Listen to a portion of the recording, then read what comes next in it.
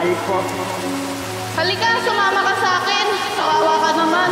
Sabi ko sa'yo, huwag mo nang tulungan yung bata na yan. Ning hindi nga natin kilala yan, di ba? Yan ang hirap sa'yo eh. Palaging ikaw yung nasusunod. Anong pakinabang mo dito sa bahay? Puro kain ka lang? Ha? Wag po. Baldog, tama na yan. Bakit mo naman ginaganyan yung bata? Talaga nagtatanong ka pa? Dapat lang sa bata na yan para matuto. Kasi tatanga-tanga yan. Para matuto? Saan? Sa mali mong pamamaraan? Maling pamamaraan, Jonah? Ah, teka, ba't parang kinakampuyan mo pa yung lintik na bata na yan?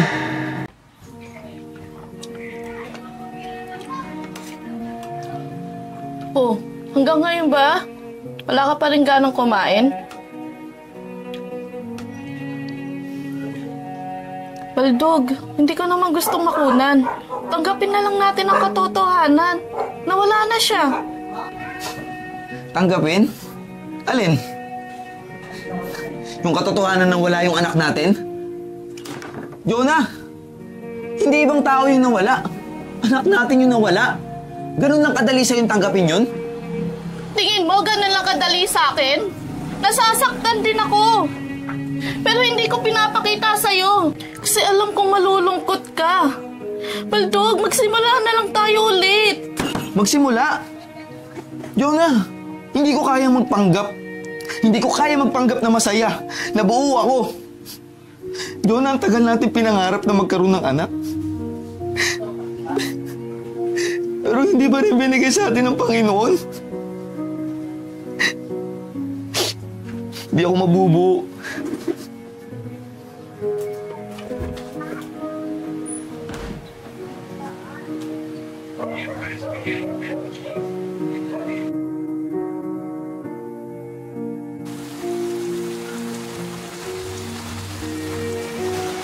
Kamusta kaya yung mga ibang lugar? Lubog kaya sa baha? Sigurado ako sa lakas ba naman na to. Baldog, may bata oh. Kawawa naman. Tulungan kaya natin. Ano ka ba? Hindi nga natin kilala yan eh. At saka baka kaya pinalayas ng magulang yan, eh malikot yung kamay. O di naman, pasaway na anak.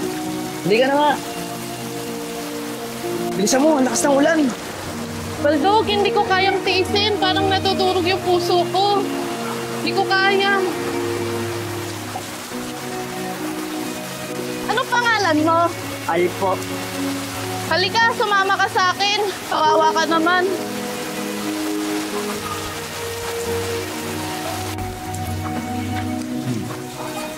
Tagasan ka? Taga-probinsya po. Paano ka napadpad dito? Kasama ko po kasi yung kuya ko. Tapos bigla na lang po ako iniwan. Sabi niya po, mabalikan niya po ako. Pero di naman po pala. Ah, ganun ba? Sige lang, kumain ka lang ng kumain. Oh, eto tubig oh. Minom ka muna. Ano po? Ah, Baldog, tingnan mo siya oh. Ang sarap ng kain niya. Sabi ko sa'yo, huwag mo nang tulungan yung bata na yan. Ning hindi nga natin kilala yan, di ba? Yan ang hirap sa'yo eh. Palaging ikaw yung nasusunod.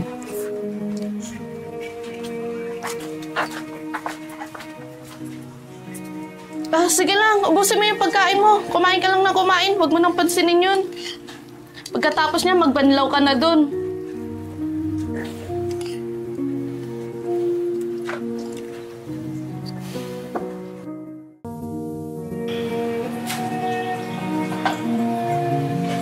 Ikaw nang bahala dito sa bahay ah.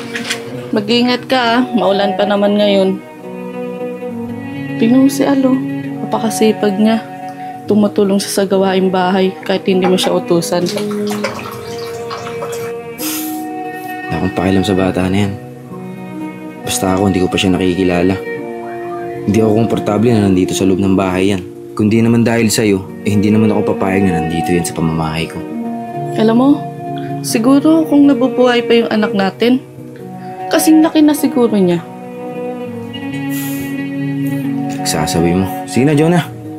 Alis na ako.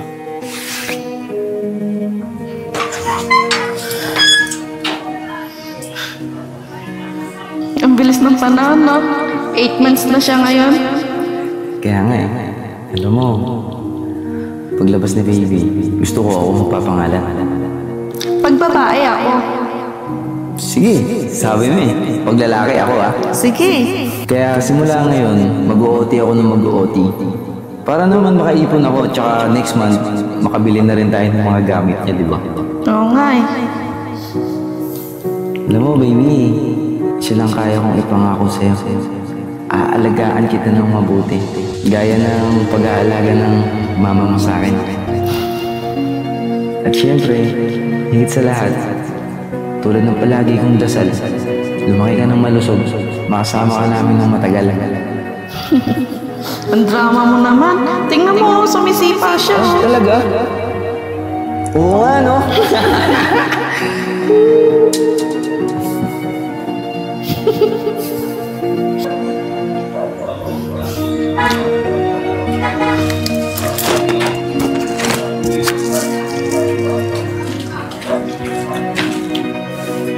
Al? Ate Jonah, gising na po pala kayo. Pasensya na po kung nakailam ako sa gawaing bahay eto na pa yung nakasanayan ko. Ganun ba, Al? Alam mo, wala yun. Ang sipag-sipag mo ang bata eh. At dahil dyan, sumama ka sa akin sa palengke. Bibilang kita ng mga bagong damit. Ha? Bakit po? Di po ba nakakaya? Kasi po, di po ako sanay na binibilan ako ng bagong damit. Alam mo, Al, deserve mo yun. Kasi, napakasipag mo at napakabait mong bata. Ano? Ayaw mo ba sumama sa akin sa palengke? Di po ba magalit asawa niyo? Kasi po, pansin ko, ayaw niya po sa akin. Wag mo nang pansinin yun. Ganun talaga yun. Hanggang ngayon kasi, di pa rin niya tanggap. Ha? Alin po yung hindi niya tanggap? Al, alam mo ba? Nakunan kasi ako. Kasing edad mo na sana siya. Kung nabubuhay siya hanggang ngayon. Kaya simula nung nawala yung anak namin, hindi ko na maintindihan mga kinikilos ng asawa ko. Sa tingin ko po, hindi niya po tanggap ang lahat.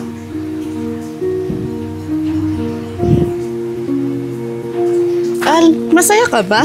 Oo naman po, Ate Jonah. Sino ba naman hindi magiging masaya kung binilang ka ng mga bagong damit? Sa susunod, saan naman tayo bibili ng mga bago mong damit? Ha? Hindi ko naman po kailangan na mamahalin damit. Basta may nasisilungan po ako. Natutulugan, kakainan, at may nag-aalaga. Katulad niyo po. Kaya po maraming salamat po. Kahit di niyo po ako katugo, tinuturing niyo po ako na parang isang tunay na anak. Alam mo, Al, napakadrama na natin. Abutan pa tayo ng malakas na ulan. Tara na. Sigurado ako, bagay lahat sa yan mga pinamili natin. Opo.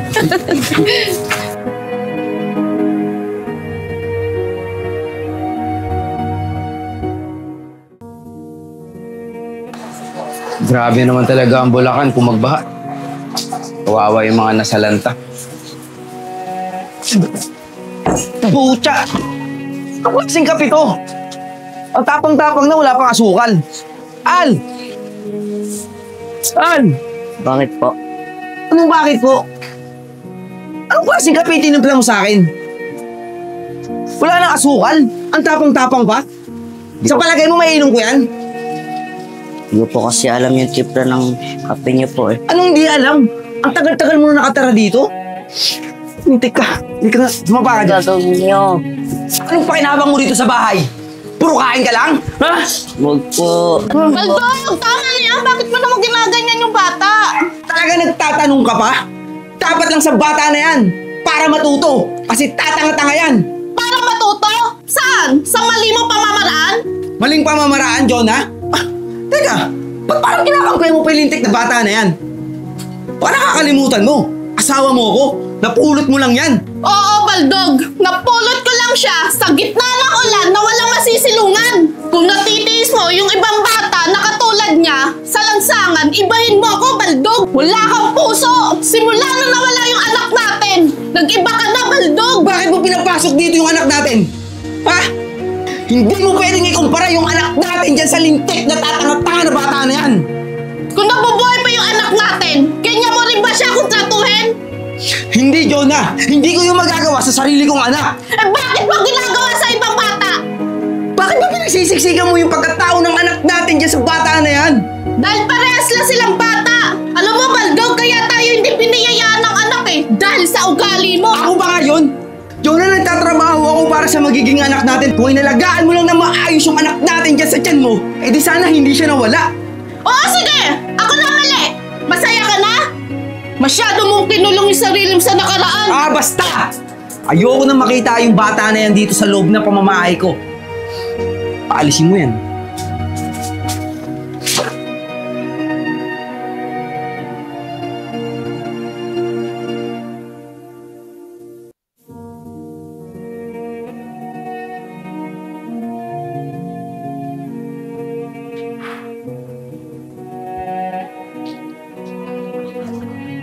Alam mo, baby, silang kaya kong ipangako sa'yo.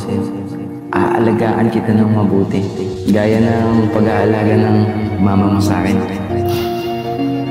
At syempre, higit sa lahat, tulad ng palagi kong dasal, lumaki ka ng malusog, makasama ka namin ng matagal. Ang drama mo naman. Tingnan mo, sumisipa siya. Talaga? Oo nga, no?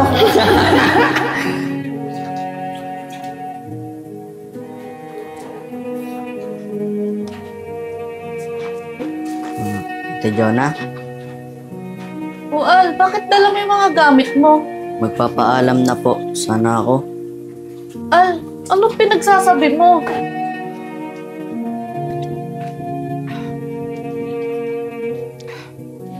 Al, may bagyo. Ang lakas-lakas ng ulan. Ito po, Ate Jonah. Ayaw na po ako makita ng asawa niyo. Al, hindi. Hindi ako papayag. Baka kumapano ka pa sa lansangan. Huwag mo nang isipin yung sinabi ng asawa ko. Nadala lang yun ang emosyon niya. Ito na lang po yung paraan para maging masaya po kayo ulit. Kasi po, pansin ko, ako po ang nagpagulo ng pamilya niyo. Al, bilang mas nakakatanda sa'yo, makinig ka sa akin, Al. Ayoko naman mag-alala para sa'yo. Alam ko naman na wala kang ibang mapupuntahan. Akin na yung plastic na yan, walang aalis.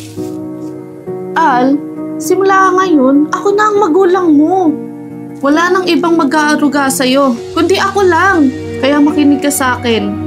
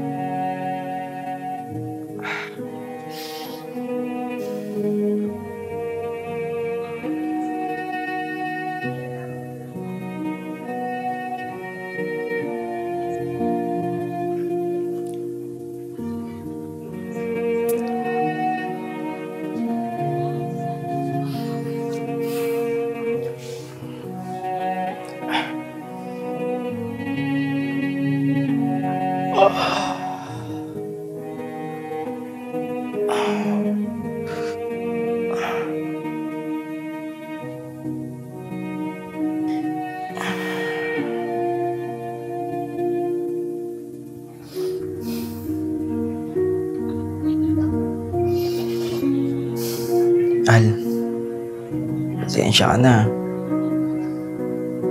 Hindi kita tinanggap noon. Sira ulo kasi ako eh.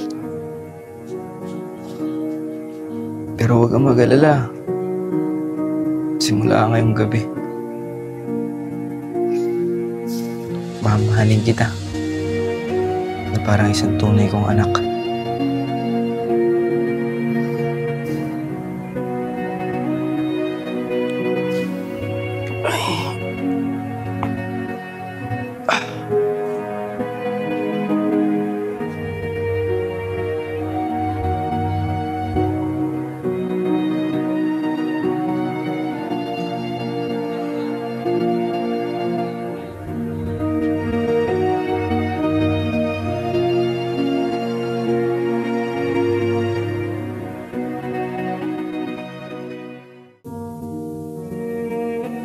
napapasarap yata tulog ng dalawa.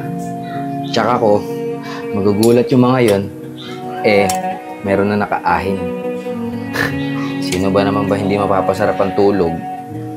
Kung hanggang magdamag, umuulan. Kumusta naman kaya yung mga nasalanta ng bagyo na to? Grabe yung pagdudusa ng ibang tao. Sana, ligtas lahat. Ito kay Al, ito sa akin, at syempre, pinakamamahal kong asawa. Tubig sa umaga. Mas kailangan ng katawan natin to. Ayan. Syempre ako din. Yun! Sakto. Pinagluto ko kayo. Ano pa hinihintay nyo? Tara na, kakain na tayo. Mukhang napasarap yung tulog nyo dito ka. Maupo ka. At syempre, si Al. Ayan.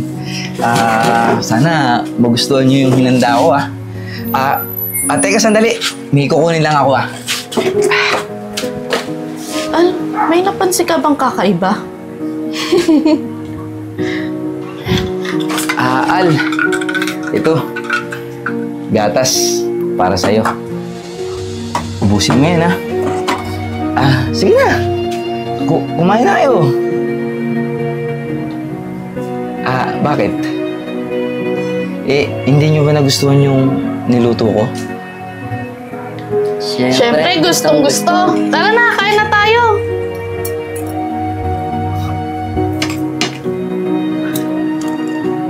Teka po. May kukunin lang po ako saglit. Teka. Masarap ba? Sarap, sobra. Sarap. Alam mo, gusto-gusto ko yung ginagawa mo ngayon, Nakakapanibago. Sana araw-araw kang ganyan.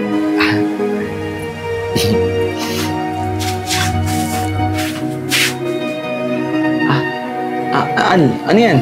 Ito po, pinagtimpla ko po ulit kayo. Kape? Opo.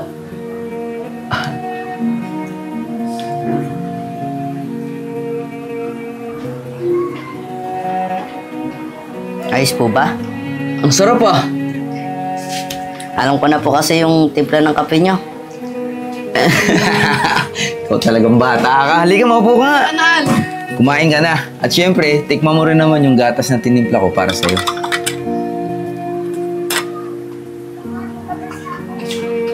Ano? Ang sarap po. Di ba? Yan ang iinumin mo tuwing umaga simula ngayon. At huwag kang mag-alala, bibili ako bukas ng marami. Maliwanag? Opo. Sige na, kain na tayo. Na? Siya nga pala, Al. Nausap ko yung kaibigan kong teacher. Kahit late na yung enrollan, siya na daw bahala sa'yo. Mag-aaral ka na simula ngayon. Gusto mo ba yan? Opo naman. Alam mo po, matagal ko na po pangarap makapag-aral. Dahil po sa inyo, matutupad ko na po yung pangarap ko. Pagkatapos natin kumain, mamimili tayo ng mga gamit mo para sa school. Uy! Ay, syempre, ako naman bahala sa uniforme mo at sa sapatos mo. Pati sa bag mo, syempre. Alam niyo po, laking pasasalamat ko po sa Diyos at nakilala ko po kayo. Alam mo, Al, nagpapasalamat din ako sa Diyos Kasi, dumating ka sa buhay namin mag-asawa. Alam mo, Al, ikaw nagpabago ng mundo ko. Dahil sa'yo, andito ako sa bagong ako. Kaya maraming salamat. At syempre, sa asawa ko, patawarin mo sana ako sa mga pagkakamali ko at pagkukulang ko noon. Pangako ko sa'yo, babawi ako.